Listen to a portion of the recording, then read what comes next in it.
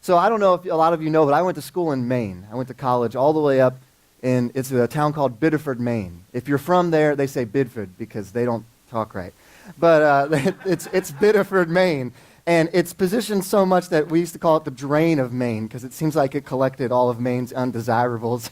And they all just live there. And there just so happened to be a college in that town. And when I went to school, I was sure that I was going to be an orthopedic surgeon. I was like, that was what I was going to do, okay? And so I went for medical biology, which I did 2 years of that, and I realized I hated it. Like, I did not enjoy it one bit. And while I'm working through that, I'm volunteering at a church, and at South Portland Church of the Nazarene. That's the church that Pastor Scott was at when he was in Maine. And I'm starting to feel like God might be working on me, like with a call to ministry. And it was scary at first, though. It was terrifying at first. I kind of laughed at him because I'm like, I don't like being in front of people. I don't like to talk in front of people. I'm not even living a good life myself right now. Like, what are you talking about? And God kept molding me and changing me and leading me in that direction. And so I started to tell people in my life about this call, right? And I told Pastor Scott, and he said, well, yeah, I could have told you that, a couple months ago, like, obviously. I'm like, well, why didn't you tell me? He said, well, I don't like telling people, because then they feel like it's an expectation. I'm like, okay, that's good. And I called my mom, and, like, my mom cried, because my mom cries. And that's what moms do, right? Like, I knew Mom was going to be supportive. I was like, I'm going to call my mom. I was telling people in my life. But I waited for one person. I know exactly who the last person was that I told. It was my dad. He's over there. I'm going to tell a story about you. I forgot to tell you that before I got up here. It was my dad, right? And so I remember I called him, and I was like, hey, Dad, I feel like I'm being called in the ministry. I'm going to change my major, and I think that's where God's leading me. I'm like, I can't tell you what he actually said. I can't tell you the actual words he said. I can tell you, in effect, it was, why in the world would you want to do that? Right? And it wasn't because he's not against church, obviously. It wasn't any of those things. It's just I had set up this plan that I was going to do with my life, and now I'm telling everybody in my life that it's going to be different, right? And I know he wants the best for, he wanted the best for me. He said, everybody's got to work, go make a bunch of money, and so at least you'll be able to have some, financial security.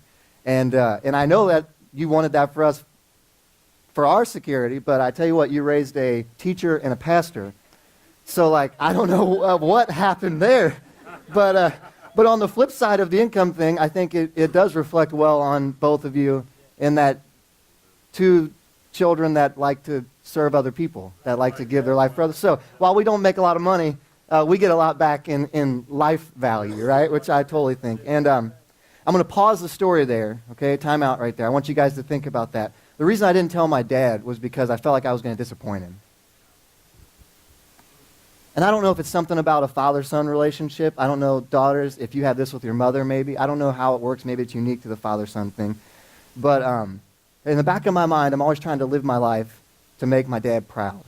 Nothing against my mom. I know my mom's going to love me, right? I could walk in, like, blood all over my shirt, like, Mom, I just killed 3 people. And she'd be like, oh, honey, I can get those stains out. Like, hold on, have you eaten? Right? Are you hungry? Like, no, Mom, this is bad. I'm going to jail, Well, hold on, we'll figure it out. No, Mom, but that's my mom. That's Mom. That's how they're supposed to be. But I'm blessed. I carry my grandfather's name and my father's name everywhere I go. No matter where I go. I'm Robert Joseph. My grandfather was Robert Lee. My dad is Hans Joseph. So everywhere I go, I carry both of them with me, and I represent both of them everywhere I go, whether I want to or not. Right? And I never want to let him down. You ever seen a disappointed dad cry? Now, I tell you, you might have seen this. It's like, I'd rather my dad punch me in the stomach when he's mad at me than look up at me and have that, like, one tear running down where you just let him down. I'm like, will you just hit me? Will you just punch me or do something to me so I can just not think about how bad I screwed this up, right? So pause right there. Keep that in your mind, that whole idea of the disappointing thing, okay? We're going to talk today about a passage that's pretty cool. It's about these 2 travelers on the road to Emmaus. So they're leaving Jerusalem. It's just after. They had a pretty crazy weekend too. And when I say crazy, I mean like Jesus was crucified on that Friday. He is buried and dead, okay? He's buried and dead. And everyone's wondering what's going to happen next, okay? And it just so happens that it's the third day since his death, which is pretty significant, right? Because Jesus said, hey, I'm going to be back after 3 days. And so there's these two people, Cleopas and a companion. The Bible doesn't really list who it was. You can like research a bunch of things, try to find it out. There's no like clear-cut evidence of who it was. Some people think it might have been his wife. Some people think it was just another guy with him. It's not important. But there were two travelers there, and they're going from Jerusalem to Emmaus, and something happens on the way there. And I want to read you a little bit, just a little bit of this passage. It says, now that same day, two of them were going to the village called Emmaus, about 7 miles from Jerusalem. They were talking with each other about everything that had happened. And as they talked and discussed these things with each other, Jesus himself came up and walked along with them, but they were kept from recognizing him. He asked them, what are you discussing together as you walk along? I love when Jesus asks questions, because it's like, it's not for him. He's never going to ask a question like genuinely wondering what the answer is going to be. like, hey, what are you guys talking about? Like, well, clearly Jesus knew what they were talking about, but he's asking them for eventually their benefit, right? He says, what are you discussing together as you walk along? And they stood still, their faces downcast. And one of them, named Cleopas, asked him, are you the only one visiting Jerusalem who does not know the things that have happened there in these days? What things? He asked. About Jesus of Nazareth, they replied. He was a prophet, powerful in word and deed before God and all the people. The chief priests and our rulers handed him over to be sentenced to death, and they crucified him. But we had hoped that he was the one who was going to redeem Israel. And what is more, it is the third day since all this took place. In addition, some of our women amazed us. They went to the tomb early this morning, but they didn't find his body. They came and they told us that they had seen a vision of angels who said he was alive. And then some of our companions went to the tomb and found it just as the women had said, but they did not see Jesus. And he said to them, how foolish you are, and how slow to believe all things that the prophets have spoken. Did not the Messiah have to suffer these things and then enter his glory? And beginning with Moses and all of the prophets, he explained to them what was said in all the scripture concerning himself. And as they approached the village to which they were going, Jesus continued on as if he were going to go further. Pause. We're not done with that yet, okay? Just going to leave this right here. We'll get to that, rest of that in a second. I want to talk about these two and how they are interacting with people around them and kind of get us in their mindset of why, what's happening here. Did you notice some of that language? Did you hear it? We had hoped. Man, we really wanted him to be the guy. We've been waiting for so long. You can almost see it. The Bible actually says it like they're standing there basically sulking. It's all over their body language. You can't get away from it. These people are defeated. Their faith was just too timid. Because think about what should be happening here, okay? It's the third day. They should be really expectant. Because Jesus told people he was coming back after 3 days. In Mark 8:3, it says, the Son of Man must undergo great suffering and be rejected by the elders, the chief priests and the scribes, and be killed, and after 3 days rise again. So, assuming that these two, which we know because the Bible told us that they were followers of Christ, okay? So I'm assuming that they would have known that this is 3 days, and we can even see that they did because Cleopas even says, and today's the third day. But he doesn't say with triumph. He says it like they got let down. He says it like they were waiting for something and it didn't happen, okay? I think that their foundation might have been a little off. Because I see what happens a lot of times in Christians, and we all do this at some point, it seems like, but especially when we're newer Christians, we catch on fire for God, and we're doing all these things, but we kind of skip certain steps, right? And maybe there's a flaw in our foundation, and we have this, let's say the foundation, is where the house stands on, right? And then as we continue to try to build this Christian life, we're building this house, but we don't realize that we're building it on a bad foundation. And you can't fix a foundation by building more house. You can build out as many rooms as you want, and it's still a bad foundation. We've been reading this book in our small group. It's called The Great Divorce. If you haven't read it, read it. It's from C.S. Lewis. And he says, I can't remember exactly how he says it in the book, but he says that when you have a math equation, if there's an error on line 2, everything past that line is wrong. You can't fix it by doing more math. You have to go back to the error, fix that, and then you can move on. Okay? And then you can move on. You have to go back to where there was a mistake, and then you can move on there, right? But these two, they're really lost. They're kind of lost in their feelings, right? They're just sulking back. Said it was 7 miles, right? I can imagine it probably was taking them longer than normal because they're sitting there just talking about their defeat. They don't realize that it was actually their victory. And in their feelings, lost in them, they miss the Messiah. Like, they missed him. He's right in front of them, okay? And it's easy to get mad at them and, like, point the finger and, like, oh, how could you not know that was Jesus? I would totally know that was Jesus. Like, what are you talking about? Jesus? I would recognize Jesus. And, but the truth is, like, we miss Jesus every day. You miss him every day. If you're not looking, if you're not watching, if you're not keeping yourself spiritually in tune, okay, then you're going to miss what he wants to do with you in your life. It's when we live a timid faith, it's when we try to build on that weak foundation that we miss what God's really calling us to do. There's this potential he's got for us, and we've decided that we're okay to live here. And that's sad. That's the best word for it I can think of. It just makes me sad. It breaks my heart. We compromise our values a lot of times to fit the ever-changing world around us.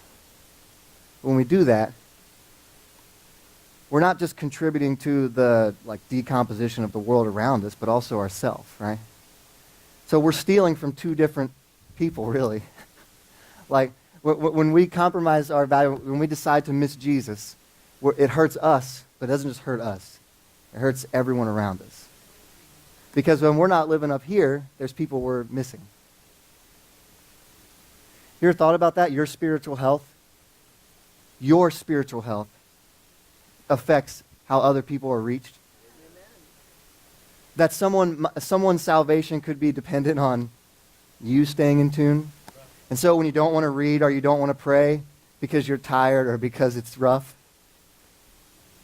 maybe you could think about that other person. Maybe that would get you through.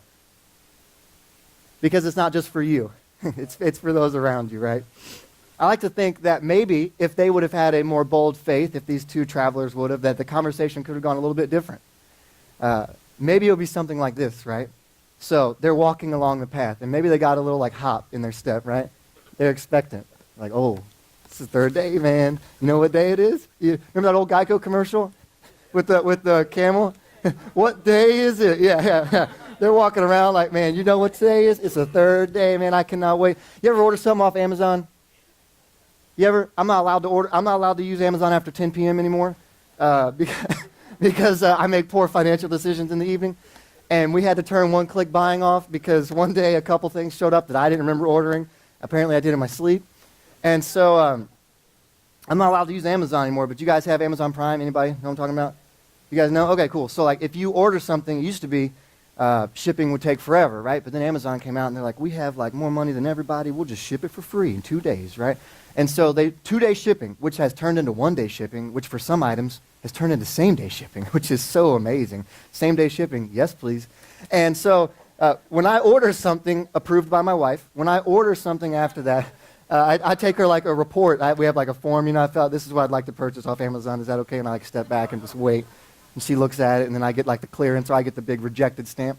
But I will order something that we need, and I'll wait. You know how you get the updates? You get the shipping updates. The other day, I don't even know who shipped it. It was just this white van. And I was like, that's kind of creepy. But he brought me my stuff, so that was cool.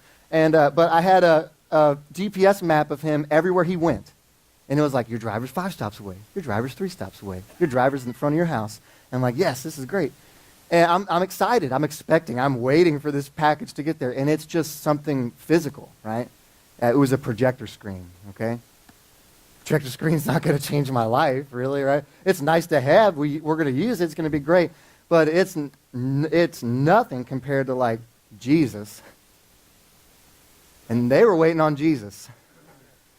So if I get that excited about 2-day shipping, I mean, we're talking about 3-day salvation here, right? like that's what we're talking about. 3 days. That's pretty good, isn't it? And so I like to think it could have gone like this. They're walking down the road, and Jesus approaches them, and he says, what are you guys talking about? Like, oh, my goodness, man.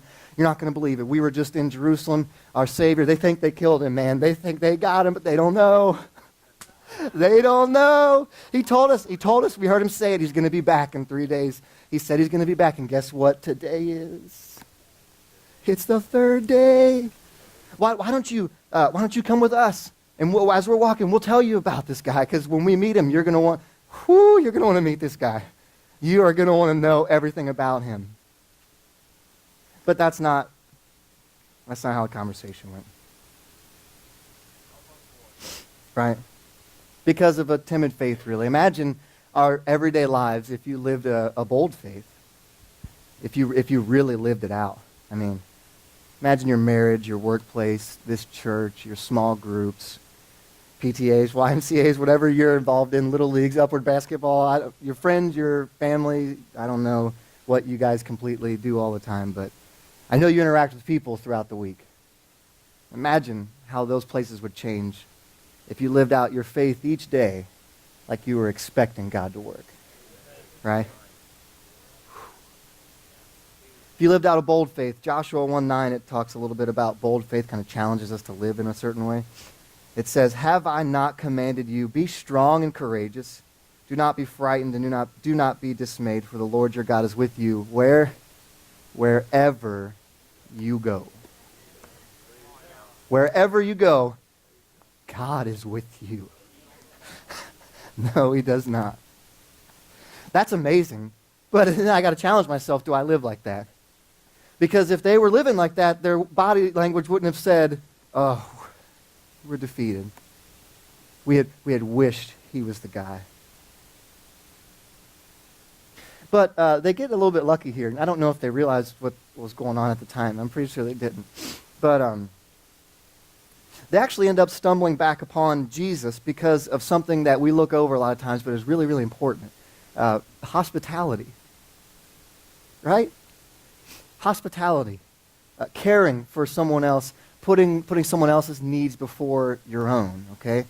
And it's pretty cool how this works out. The points that they had kind of lost for their defeated demeanors and their timid faith, they're going to earn back with an invitation. An invitation that links itself back to their tradition. So picture this road, right? We're on a road. It's not like a paved road. Don't think of it like that, okay? It's not, I mean, there's no blacktop, like asphalt. Like that's not, no cars going by. Like think of a road, and it's probably dusty, and a lot of people are traveling this road. During the day, it's a great way to get from point A to point B, right? During the night, it's a great place to get mugged, okay? People don't stay out after dark. Remember, there's no street lights, so when the sun goes down, the light goes down. That's what it is. It's dark. You become more vulnerable. You don't travel, especially if Cleopas was with his wife. He's not traveling with his wife at night, okay? It just wouldn't have, like, culturally, that would not have happened, okay? So, I don't know if you guys have been to Maine, but they have, like, a law against street lights on the highway. Really do. I'm not making it up. Like, there's no street lights, there's no billboards, because the nature is beautiful, which is great. I love the nature and all beautiful until you're driving at night and you can't see anything, right? And it's like, it's dangerous. There's no lights at all. And that's the time of day they were coming up upon, right? Where I'd stopped reading there, they're just about to invite Christ in, but I'll read that to you in a second.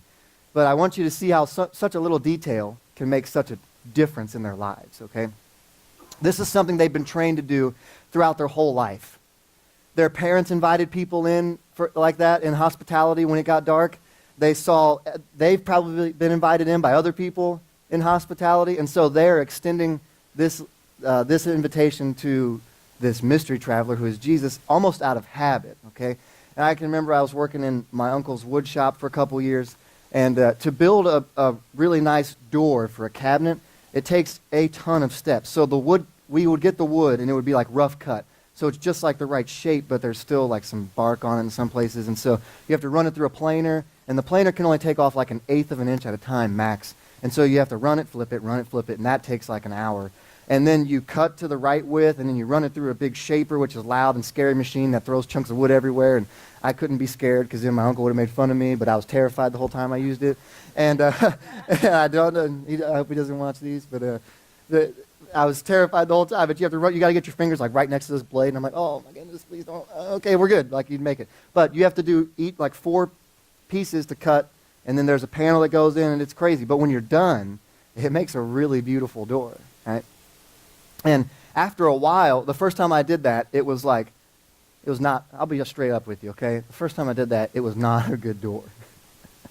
There were gaps, there were spaces, and it was like, okay, maybe we might have to redo this one. But after a while, after a couple of years, I could hear his instructions in my head, okay? And I could make a door. And I had learned how to do that.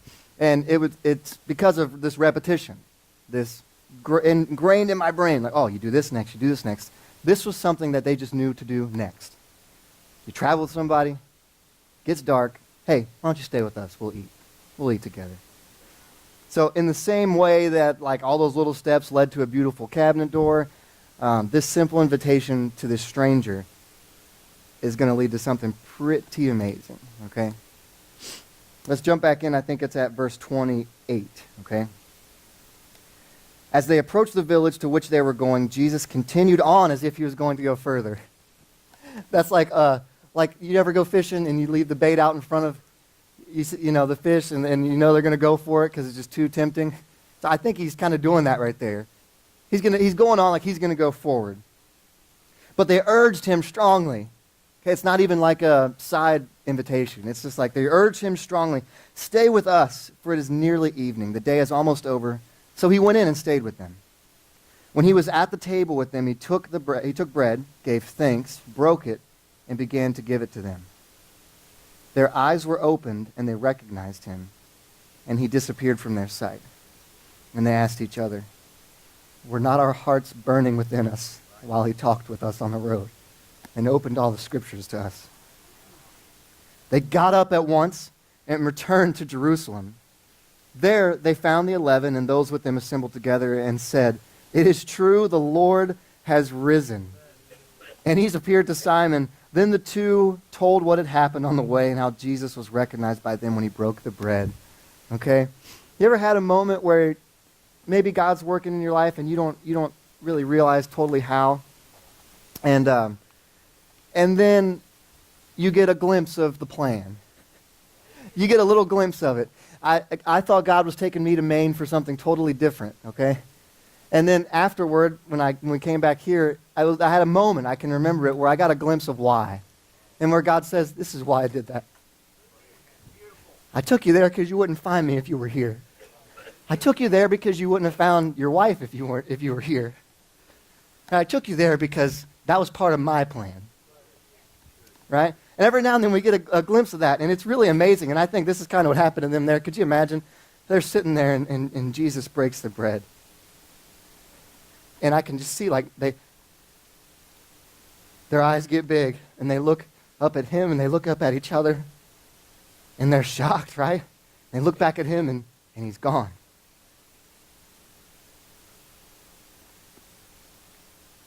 And they're sitting there. How many emotions must have been running through their minds, through their hearts, right? An initial shock. How could we have missed this? A disappointment, right? If it's that disappointing to disappoint an earthly father, how much more so to let down our heavenly Father, right? They had a chance. How could they not have known that he was right there?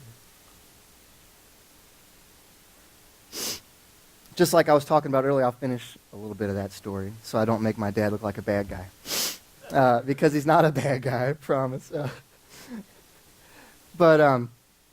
sometimes we just don't see the whole plan. I hadn't seen the whole plan either. And these two on the road to Emmaus, like I was saying, they had this timid faith, and they had tried that, and it failed them, okay? So now they do a bold thing. And it's pretty crazy what they do. They run outside. That doesn't sound crazy, but it's crazy because, do you remember what I just talked about cultural norms? Like, people don't go outside at night. They just didn't. But these two, they don't care about their safety anymore. Like, they don't care about it. Their personal safety, cultural norms, all that stuff is not as important as getting the message of the resurrection of Christ out. Okay? They don't care if there's muggers, there could be murderers out there, but they're running back to Jerusalem. They're not going to stop. Their bold faith is now pressing them on to do good works for Christ, which is amazing. Imagine what that would do in our marriages, in our fights against addictions, in our sin. Imagine how that bold faith could change how we approach those things, right? Bold faith can lead to a change in our eternity because of God's love flowing through us and to those around us. It's nothing we do, right? We get the opinion. We have the option. We can be timid or we can be bold. We get the chance. And I think that's just amazing that God gives us a choice like that, right? So I told my dad I was going to be a preacher, and he's thinking he's probably going to have to support me for the rest of his life, and how am I going to afford an adult child and all those things. And time passes, years pass, and we moved. So the same year, in the same summer of 2012, I graduated college, I got married, and we moved down here, and we got my first full-time ministry position here as youth pastor. We've been here for 7 years almost, which is crazy. But in youth ministry, that is a grizzled vet. I just want you to know, in fact, there's only one youth pastor on our district that's been at the same church longer than we've been here. Like, they just rotate like crazy, but I don't like that. If you're going to make connections with students and love on them, how are you going to bail on them into it? But I'm not going to we won't get into that. That's a sermon for a totally... That's a message for, if we do that, I won't make my timeline. I won't make my time cut off. But years pass, we're here, and Pastor Scott, for some reason, was like, hey, you want to preach? And I was like, you want to let me preach like that? You sure about that? And he's like, yeah, you get up there, you'll be fine. And crazy man. He's just a crazy man. But I got up my first message, and I preached, and you guys were amazing, and you've always been just ridiculously supportive. And seriously, like, I had to preach last week at in a preaching class, and it was all filled with all preachers, and I was preaching, and I was like, man, you guys are quiet, like, where's the amen and stuff, guys? Like, come on, don't you believe what I'm saying here? Like, aren't you into this? I'm like, my people back home, like, they really get into all this stuff, man. Like, but I had preached, and of course everybody's being supportive, and I remember. I found my dad somewhere because I wanted to know what he thought. I told you, in the back of my mind, I'm always thinking about making people proud, right? And I found him, and I remember he looked at me about to say something, and he looked down. Because that's what he does when he's about to cry, because he doesn't want you to see it. And he kind of looked down, he looked up, and there was just that one tear, right? I talked about the disappointed tear, but it wasn't a disappointed tear. It was... I don't want to call it pride, because it wasn't that. It was a thankfulness in what God was doing. That's what it was. And I asked him, I said, well, what do you think? And I'm ready for him to fry me, because that's how he does. If you've been around me and my dad working together at all, that's how we interact. He just lets me have it, and it's funny. It's usually really funny. But he said, I remember what he said. I said, what do you think? And he said, good job. And he said, you're doing what God made you to do. And I could see in his face that was the moment where there was no more disappointment. It was you're doing what God has called you to do, okay? Now, flip that back to these two travelers, okay? Now, they have come up short. They had a chance to see Jesus, and they missed it. But they don't just sit and wallow in their pity, okay? They could have sat there and said, we'll sleep here tonight, and then tomorrow we'll go tell everybody what happened. That's not what, in fact, that wasn't even an option on the table, okay? They both jumped up. We got to go right now. Right now. I don't care what's between us and Jerusalem. We got to get back there and tell everybody what just happened. We can't hold this message in. Now, isn't that exactly what we're called to do? Isn't that the definition of what we are to do as the church? Not just here on Sunday morning, but that we would leave here like they left where they were staying that night. That we'd bust out of the door, right? I'm not telling you to go speed and be dangerous. My pastor said I could go 80 miles an hour and it would be great. It would be fine as long as I was talking about Jesus. I'm not saying that. I'm not saying that. What I am saying is, though, live with an urgency. Okay? Live with an urgency. And I know this is not a guilt trip. This is just the reality of the situation. You don't know if you're going to have another shot to tell somebody. Okay?